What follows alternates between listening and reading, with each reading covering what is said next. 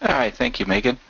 As she said, good afternoon, everybody, and thank you for taking the time this afternoon to join us for the third installment of our webinar series this year. I'd like to start with just a little bit of a background about myself, so you know who you're listening to. My name is John Zank, as was mentioned. I'm the Client Service Manager at CSols for the validation services that we offer. I have over 15 years of experience in computer systems validation across GLP, GMP, and also some GCP, more recent. And I've worked in various places, various industry, large pharma, contract research, and it says there biopharmaceutical. Do have experience with network and infrastructure qualification, and just in past lives, been a member of Society of Quality Assurance and part of the Computer Validation Initiative Committee. So I do have seen quite a bit of the laboratory informatics systems, instruments, and processes in that space. For this afternoon then, just a quick idea of the agenda, things I'd like to go over with you. I think it's good if we can just do a quick level set at the beginning, so I'll throw up some glossary terms, if you will. So as I walk through this, hopefully it'll trigger what I'm talking about if I happen to use an acronym instead of the full term. Throw up some stats for you, and then I'll go into a little bit more of the meat of the presentation and discuss the models for deployment and delivery of cloud systems. I do have some top cloud threats. Touch on cloud security, which is a big part of using a cloud system, and then wrap it up with some process for validating the cloud-based systems and some tools you can use. So as a glossary, again, you may be familiar with these terms, you may not, but as I walk through my presentation, these are the delivery models and deployment models that I will be referring to, which are commonly used in the cloud-based system. So software as a service, platform as a service, and infrastructure as a service. And then the types of models, private, community, public, and hybrid clouds, and that's how they're most commonly deployed. And then the where you get your cloud services is simply the cloud service provider. You may be familiar with some of those. Probably the biggest one most people may be aware of is Amazon, the easiest one to name off the top of your head, but there are several out there that offer all of these types of deployments and delivery models.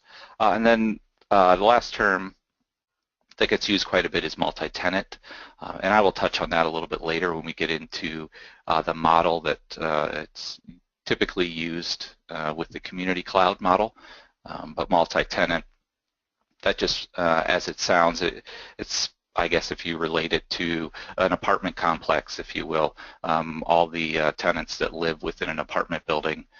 Same way when we look at a community cloud, there are multiple tenants that could reside within the community cloud.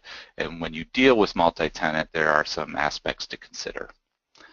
So hopefully it just at least throw out some familiar terms or maybe some you haven't heard of yet as we move through this. It's always good. I'm a fan of stats, so I do like to use them every once in a while to just kind of help paint a picture, if you will. So the few that I have related to cloud services, first of all, the growth rate is currently 5 times higher than the global IT growth rate in general. And these stats, keep in mind when I go through these, when it refers to the cloud computing industry or industry in general, that's across all industries. So although I'll be going through the presentation primarily for laboratory informatics systems, these stats are across all industries. And it really just shows how ubiquitous the cloud is becoming, not just within our industry, but everywhere. World today, and when I use the term today, this is, it's not a real-time stat, but this is relative to, I would say within the last 12 months or so. So there are 50 million servers in the world today, and 60% of those server workloads are already virtualized. And that's easy to see. It's more than half is moving towards virtualization, mainly because it's becoming easier to do. It's more available, and as technology increases, as in any case, cost comes down. So it becomes a little bit more cost-effective to go that route. And as of today, 72% of businesses have adopted the cloud, with that number growing to 91% of businesses within 3 years.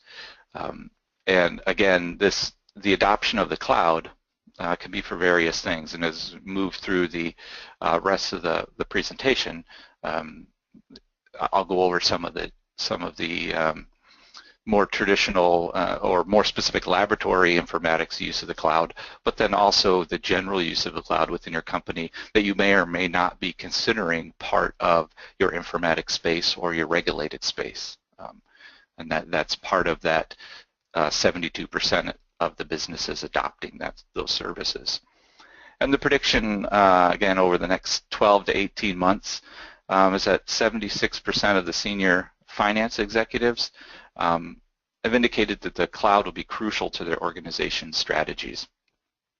So as you listen today, whether you're already implementing some cloud systems, or you've heard rumor, or you know that cloud systems exist out there, what may be going on with the executives, according to this stat and what else we've seen out there, is that the use of the cloud is becoming more crucial. It's becoming more important, especially as companies merge, or as they just grow in size, and they need quicker ways to spin up systems or to share data.